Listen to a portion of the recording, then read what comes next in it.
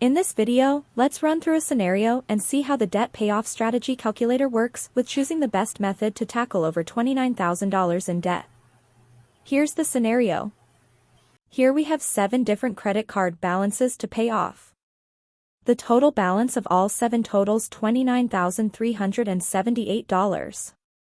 And all but one have interest around 16%. We'll also consider a monthly income of $6,000, expenses of $4,000, and cash flow of $200.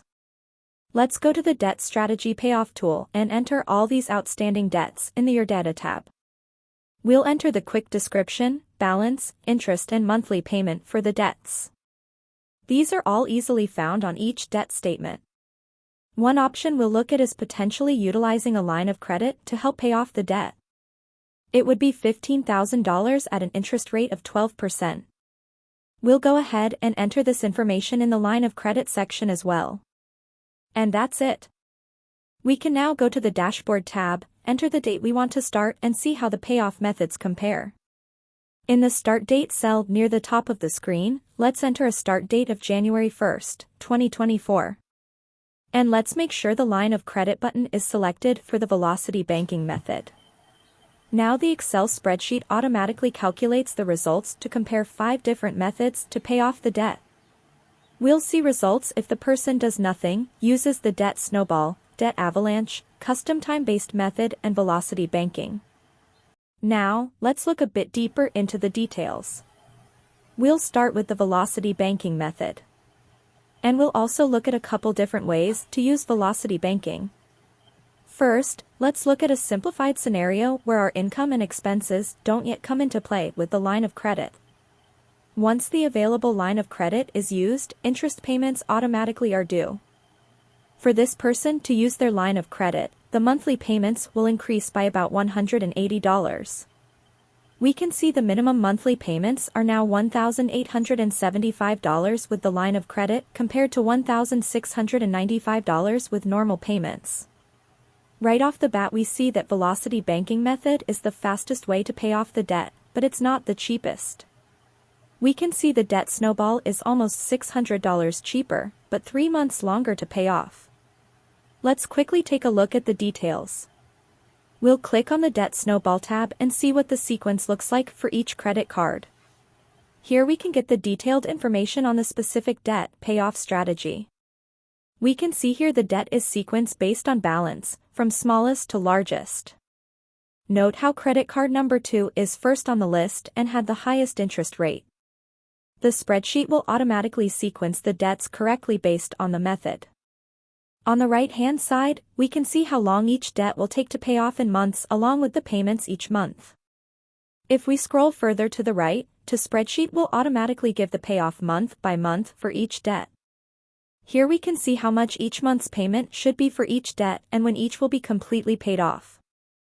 Now, let's see what happens if we increased our normal monthly payments by $180 to see how things compare if this person didn't get the line of credit. We'll enter $180 here, and the calculator will automatically update. Now we can see that all the methods take 18 months to pay off with the additional $180 and the monthly payments are exactly the same between each method. But the debt snowball is even cheaper than before. It's now showing only $1,333 of total interest needing to be paid. That's a potential savings of about $700, and $100 cheaper than without the additional $180. Let's quickly note here how much sequence of the debts matters when it comes to paying off your debt. Just comparing the numbers between the debt snowball method and debt avalanche method, the differences are substantial. Even though both methods take 18 months to pay off, there is a $4,000 difference between the two. Simply changing the order of debts you pay off could have substantial impacts to cost. Now, let's click on the Velocity Banking tab and take a quick look at these details. Here we can see how the credit cards are sequenced. The spreadsheet will automatically sequence the debts from smallest debt to largest, much like the debt snowball. But it also calculates the line of credit into the debt payment. You can see here that every credit card except number 1 is paid off right away when the line of credit is used. Looking to the right, With all those payments freed up, it only takes another 10 months to pay off credit card 1 with all the monthly payments equaling $1,695. Lastly, the spreadsheet will also include the paying off for the line of credit.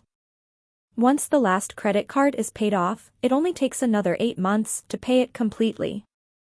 The other very useful thing about this spreadsheet is that you can make quick tweaks to your inputs and see how the total time or interest changes in your strategy. For example, we can change the $180 to $200 and use the full amount of available cash flow mentioned in the beginning of the video. Here, the extra $20 doesn't make a meaningful difference in either the time frame or total interest. What if you received a $3,500 bonus at work or maybe as a gift? We can check that as well. We would enter the amount in both places of the one-time payment cell and take a look at how things change. Again, the benefit here is the ability to make small quick changes to see real-time how things vary with paying off your debt. Everyone has a different financial situation. And this tool helps tailor the best strategy for you.